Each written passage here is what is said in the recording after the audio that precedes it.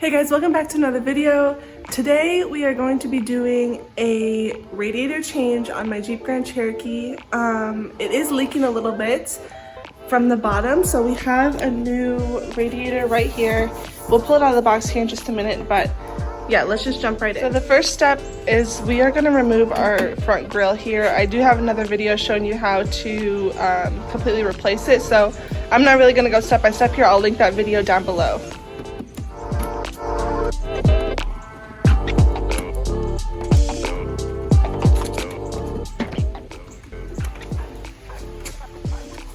I took the front grille off along with this piece of padding that was here, and it just gives us a little more space, and you now have access to everything you need to remove for the radiator.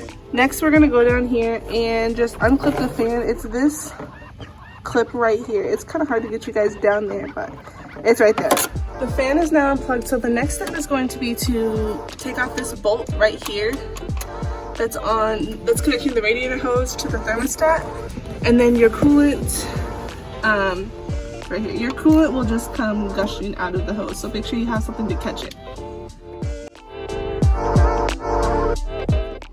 Alright, there's also a bolt on the bottom side you have to take off as well. These are 8mm.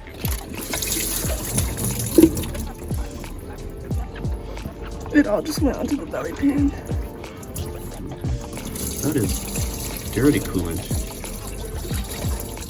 So there's two bolts on each side of the fan. There's one here, one way down here that you can't really see. Same thing on the other side. There's one here at the top and one down there by where you unclipped the fan.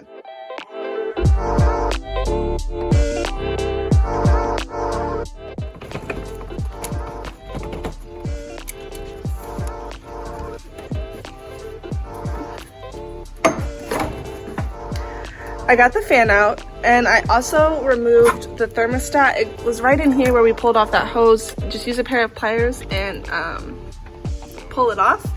And then when I was removing the fan, I also unclamped this. It made it a little easier to get the fan out so it's not in the way. Just a quick note on the fan. Once you get all those bolts undone, the best way to get it out is to pull it up and push it towards the engine bay. You will have to move a couple of hoses over here out of the way and your transmissions lines, and it'll be kind of stuck behind this. But once you get this undone and move it up and out, it should come out pretty easily. I went ahead and disconnected this hose for the overflow, and I'm just gonna kind of tuck it up here so it's not in the way. This is connected to your air box. You should just be able to pull it out. There is a little clip, but if you just pull, it'll come out. And next step is to remove these 10mm bolts from your radiator and your air condenser. There's two on the top, and then if you come underneath, there's two more, one on each side. And I'm also gonna go ahead and remove this core support. There's two bolts here that are 10mm, two here on the latch, and two more here.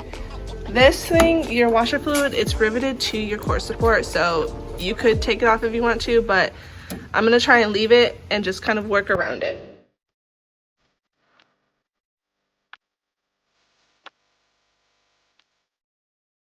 Once you remove the 4 bolts from the air condenser, you should be able to pull this flap out.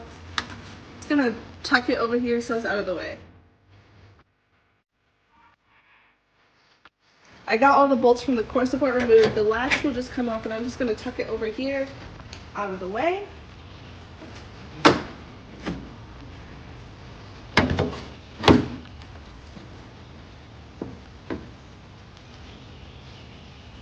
Again, I didn't disconnect this, so I'm just gonna work around it, but that gave us enough space to get to the radiator. Alright, this would have been better to do before I took the core support off, but there's a bolt here and one on the other side as well that you need to take off, and then your radiator should be free.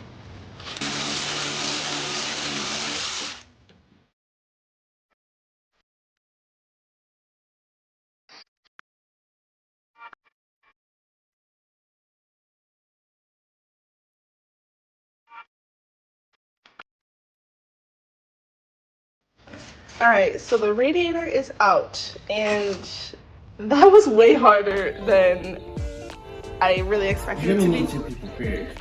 It's ridiculous. Yeah, you're definitely gonna need 2 people. So it gets caught on this, and this piece, it doesn't move, it doesn't flex. So really, you just kind of have to finagle it, finesse it, You have to move it out of these. The brace gets caught in here. So, and also the bottom radiator hose, we had to disconnect it. There's also little braces that get stuck here in between the air condenser. So really, you just kind of have to finagle it and finesse it out. But that probably took us a good like 45 minutes to get that radiator out. Our new radiator here.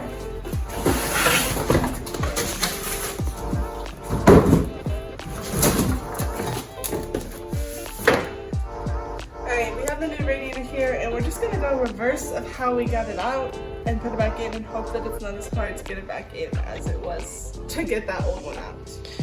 Alright, the radiator is back in. It was definitely easier to get it in than it was to take it out, and I've reconnected all of these little bolts that we took off. There's one here, one down there, and same thing on this side, and then we reconnected these longer ones that bolt it to the actual Jeep itself. So next step will be to reconnect these on the support brace and put your latch back on. For the bottom radiator hose that goes to your thermostat, it's easier to go under the car and clamp it and put it on that way. I went ahead and clamped that on and did that before we put the fan in. So now I'm gonna put the fan in, and then I'll reconnect this hose right here, because when I was taking the fan out, this one was in the way. So we'll put the fan in first. Fan is back in, and the top radiator hose is back attached to the radiator. The only thing that's left to do now is to put the grill back on, and it was all those little grommets that I pulled off. And we have to reattach this coolant reservoir hose and the cap. We have to get it off of the old radiator and put it on this new one. Okay, I think the last place we left off is I said we need to reconnect the upper hose and the reservoir hose. So I did that, and I also went ahead and put on the grill, which everything lined up perfectly. I did break one little grommet thing, but that's fine. And then I got this off of the old radiator and just put it on the new one. So all that's left to do is put coolant in the car, let it run, cycle through, and just make sure everything is good to go. Let the Jeep run for probably like 30 minutes, and then I just went and drove it. We did use a whole gallon of distilled water with a whole thing of coolant, so we did 50-50 mix. We poured the whole thing in. It's been running for a while. I drove it, and the level is staying, and there's no leaks. We've checked all the hoses again, and everything is good to go. So I think we did it. I think it's safe to say that I changed the radiator on my Jeep successfully. So let me know if you guys have any questions. I know it was kind of a little bit hard, might have been a little bit hard to follow. I was just trying to update you guys as we did it, as this was my first time doing it. So it was a learning experience for all of us. But let me know if you have any questions in the comments below. And also let me know if there's anything else you want to see on the Jeep. I will be happy to do it for you, but make sure you hit the subscribe button and like this video, and stay tuned for the next one.